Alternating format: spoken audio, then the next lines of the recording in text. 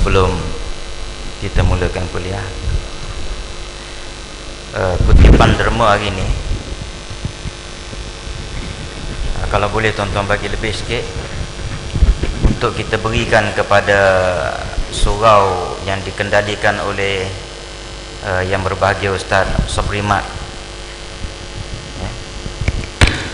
Maknanya katakan kutipan biasa kita RM100 setiap hari, lebih RM100 kita akan bagi pada Ustaz Sabri Mat. Sebab hari Jumaat baru ni kita buat pengumuman dapat RM50 kan.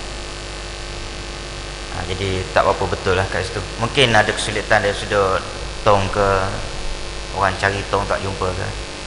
Jadi untuk hari ni, pagi ni, lebih daripada angka yang biasa kita terima kutipan subuh, kita akan bagi pada Ustaz Sabri Mat.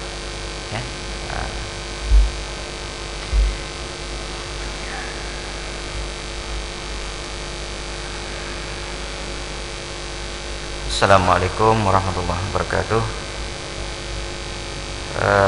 Bab 23 muka surat 48. Dua pergerakan sebagai tanda. Dikatakan harakatut ta'ah dalilul ma'rifah kama anna harakatul jismi dalilul hayah. Yang bermaksud pergerakan ketaatan merupakan tanda makrifat, yaitu mengenali Allah, sebagaimana pergerakan badan merupakan tanda kehidupan.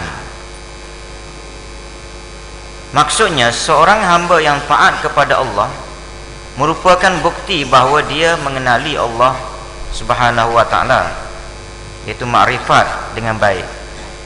Semakin sering orang taat, semakin tinggi tahap makrifatnya terhadap Allah Subhanahu wa ta'ala. Sebaliknya, jika seseorang sedikit taatnya, sedikit pula pengetahuannya terhadap Allah Subhanahu wa ta'ala. Itu disebabkan keadaan zahir seseorang adalah cermin kepada batinnya. Maksud dia di sini,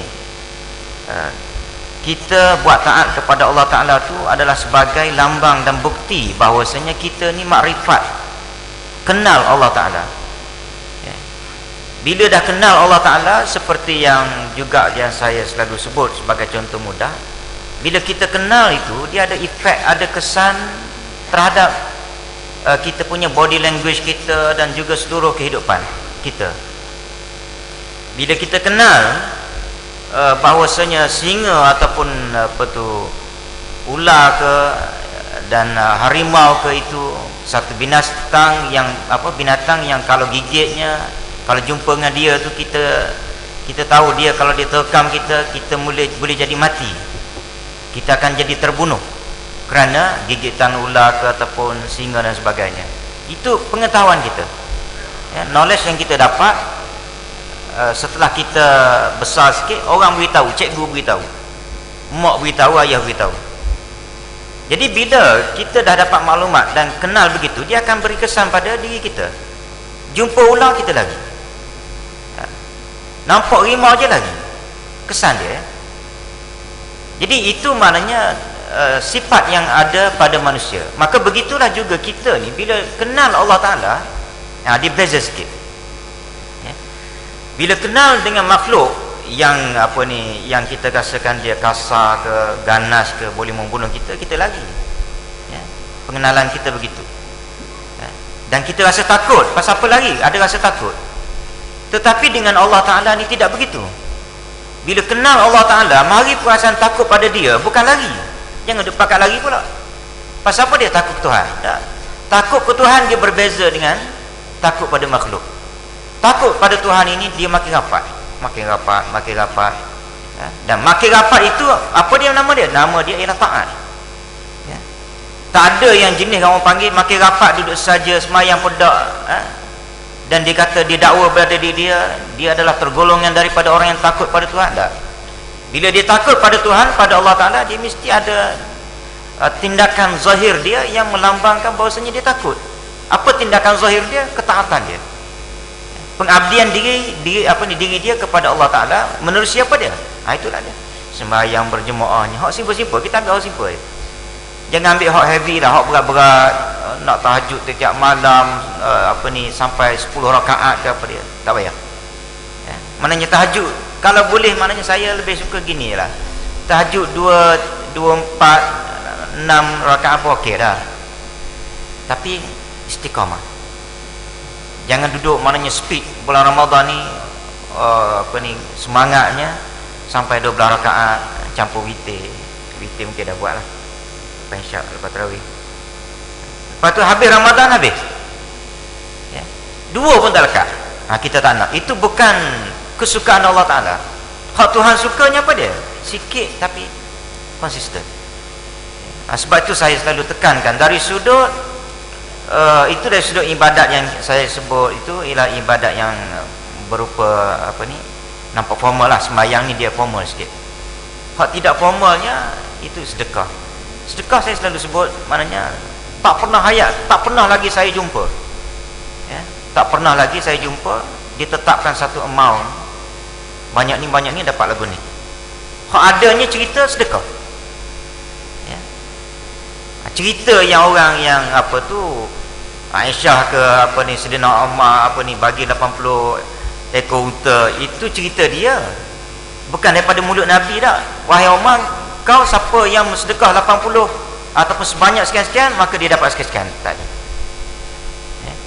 Yang ada sedekah tiap-tiap hari. Nabi kata dia boleh mencegah menyelamatkan diri dia daripada mati mengejut ya, digigit binatang bisa, dan juga mati jatuh bangunan.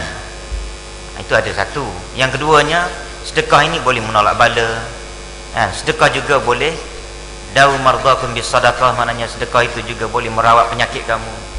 Itu memang ada ya. Tetapi nak kata sedekah sekian-sekian banyak ni dengan angka yang besar, tidak ada ya. Jadi dengan sebab itu sedekah itu kalau boleh tiap-tiap hari. Benda tu seolah-olah begini, Tuhan tengok tiap-tiap hari kita. Pandang, aku tengok hamba aku ni tiap-tiap hari bersedekah. Berapa ringgit? RM1, RM2, RM5, RM10. Tiap-tiap hari. Jangan sampai peringkat maknanya Tuhan tengok, hari ni tak sedekah pula dah. Sedekah pula bukannya untuk Tuhan, macam orang Cina duduk bagi limau apple pada Tuhan dia tu, bukan. Sedekah pula sesama manusia. Cuma benda ni benda baik, aku suka, maka aku suka tengok pada hamba aku yang bagi sedekah tiap-tiap hari ya. Jadi dengan sebab itu di sini maknanya dia sebut gerakan ketaatan adalah merupakan dalil bahawa orang tu memang kenal aku, kenal Allah Ta'ala ya. Sebagaimana gerakan kita punya badan, bila nampak bergerak, hidup lagi dah tu ya. Bila badan bergerak tu hidup lagi. Bila dah tak bergerak, kejut pun tak boleh bangun dah, itu mati nama dia ya. Maka tanda hidup ialah badan bergerak. Tanda orang tu dia makrifat, dia tinggi pada Allah, maka dia punya pergerakan dia dari sudut ibadat tu tinggi dan banyak ya. Jadi dengan sebab itu kita hendaklah banyak melakukan ketaatan kepada Allah. Dan satu lagi, orang kadang-kala dia ada macam ada unsur ni, telur dulu ke ayam dulu ya. Ini ya, bab ketaatan pada Allah Ta'ala ni dia ada lebih kurang lah kita confuse, telur dulu ke ayam dulu. Maksud saya apa dia? Apakah kerana makrifat dulu mari, pengetahuan kita tentang Allah Ta'ala tu datang dulu, lepas tu baru mari ketaatan, ataupun macam mana? Memang yang ini confirm orang itu dia akan melakukan ibadat dia kepada Allah, taat dia pada Allah Ta'ala tu kerana dia tahu. Cuma dia tahu sikit dia buat ya. Ini sudut agama dia tahu sikit je, okey, dia belajar sikit malam hari ni, katakan ada motivation dari sudut sembahyang sunat duha ni jangan tinggal, contoh dia. Lepas tu kita motivation sikit tentang sedekah ni tiap hari kena buat ya. Kita bagi segala kemudahan, macam masjid ni kita bagi ya. Ada orang kutip pergi jumpa kita cuma nak pergi minta satu-satu tu tak boleh, dah panggil kan. Ada orang lalu tu panggil, saya nak bagi maknanya kemudahan tu kita bagi. Baik, jadi bila orang tu tahu satu, dia buat satu dari sudut kaedah agamanya kan, yang dalam kitab dia ajarnya, orang dia dapat satu benda maklumat dan dia amalkan terus maklumat itu dari sudut penghayatan dia terhadap agama, dapat maklumat sembahyang duha dibuat terus, buat. Dapat maklumat motivasi tentang sedekah dibuat, tak pernah miss. Maka dari sudut pandangan agamanya yang disebut dalam kitab, maka orang yang macam ini Allah Ta'ala akan tambah lagi ilmu dia, akan lorong, dia akan jadi bertambah. Bila bertambah, makin bertambah amalan dia, tambah. Maknanya di sini dengan sebab amalan, kadang-kadang dia boleh, dengan sebab amalan kita terhadap apa yang kita tahu, dia akan menambahkan lagi ilmu kita. Tetapi kita semestinya beramal berdasarkan pada ilmu. Macam tu. Tetapi bila kita beramal berdasarkan pada ilmu, ilmu ni bukan dapat terus banyak selonggok dah, dapat sikit. Maka dapat sikit amal, maka dia akan menjadikan ilmu dia makin banyak dan juga amalan dia pun banyak. Itu saja. Sebab itu kesimpulannya ialah apa yang kita tahu, kalau boleh sedaya upaya kita buat. Hak saya nak pesan satunya ialah witir jangan tinggal. Habis Ramadan pun kena buat 1 rakaat pun tak apa. Kita dah training witir 1 rakaat ni pada bulan Syaban. Rejab Syaban. Sebelum Ramadan. Kita buat 1 rakaat. Nak bagi pada orang jangan berasa tak sah kalau buat 1 rakaat. Itu saja tujuan kita ni. Sebab selama ni kita berasa nak buat sangat witir ni. Tapi nak buat 1 ni rasa macam tak sah. Sebab apa dia? Bulan Ramadan 3 bantai. Jadi kita lepas Ramadan ni rasa tak larat buat 3, buat 1. Kalau rasa ni lah maknanya iman lemah sangat, tak apa, 1 sepanjang hidup pun tak apa. Jangan sepanjang hidup tu tak ada witir. Itu yang kita tak nak. Ataupun witir ni dalam bulan Ramadan saja. Bismillahirrahmanirrahim. Alhamdulillahirabbil alamin. Wassalatu wassalamu ala asyrafil anbiya'i wal mursalin. Allahumma ighfir lana dhunubana wa li walidayna warhamhum kama wa li jami'il muslimina wal muslimat al-ahya. Allahumma ja'alna minal ladzina yastami'una al-qawla fa yattabi'una ahsana.